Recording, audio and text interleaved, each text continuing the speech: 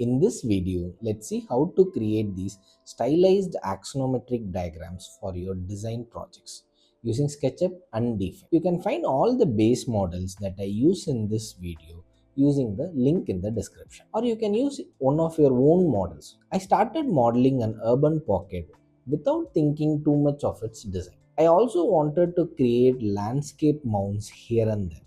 So I drew these rough lines and subdivided the face into multiple faces, then cleaned the unwanted edges. Now, before doing anything else, go to View, Edge Style and turn off edges so that your file won't crash. Then go to Tools, Sandbox and pick Smooth. Now, change the radius by entering your desired value and start altering the terrain by clicking and pulling it up or pushing it down.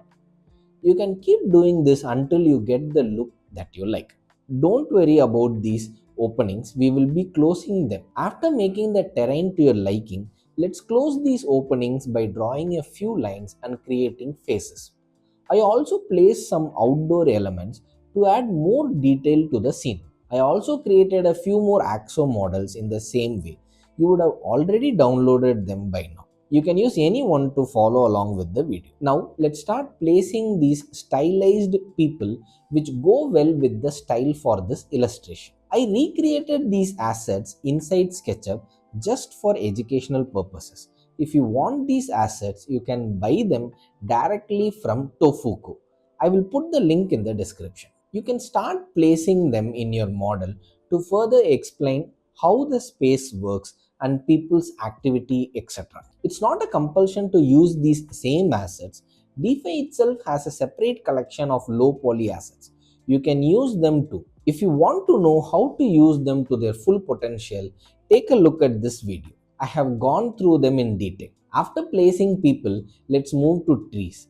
I made this collection using models from 3D Warehouse, which suits our illustration style. Feel free to download it and use it. It's completely free. Copy paste the elements that you like into your main file and place them where you need.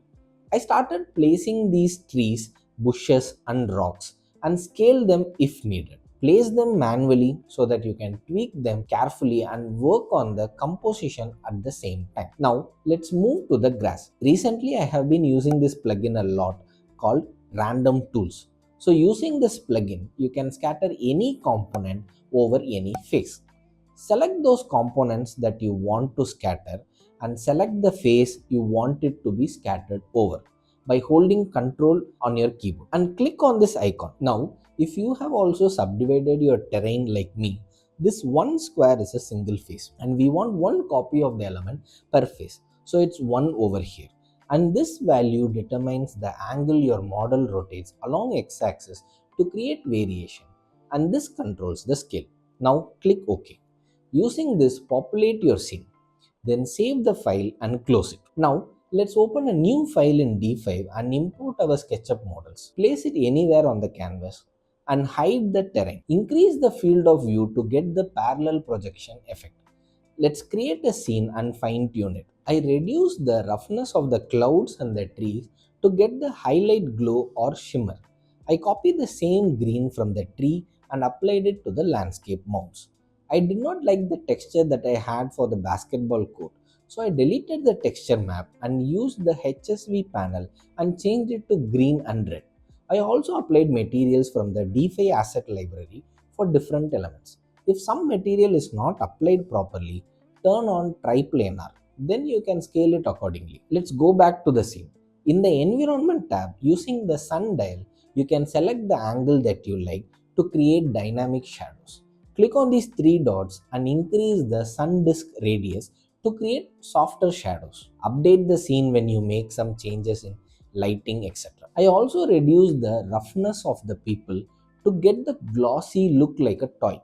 I mostly removed realistic materials and just applied color to the elements to maintain the style of a low poly model. I also increased the saturation of a few figures to make them pop in the scene. I mostly wanted to bring out the glossiness in all the elements. I removed the bloom completely. and adjusted these values to get a bright image. I gave a concrete texture for the thickness and a flooring material for the ground. Then I imported a green screen model for the background, so I can change the color of the background. If you are using DeFi 3.0, it has an inbuilt feature to change the color of the background.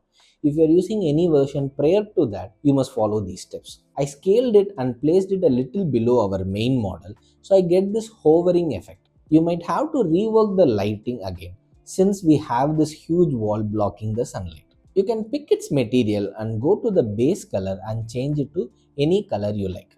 Don't forget to update the scene. Once this is done, you can place another axo in a different layer and copy paste all the materials from the first axo and apply it directly. That's it. Now you can render as many shots as you like, even some close-up shots if you want. These are the final results. See you all in the next video.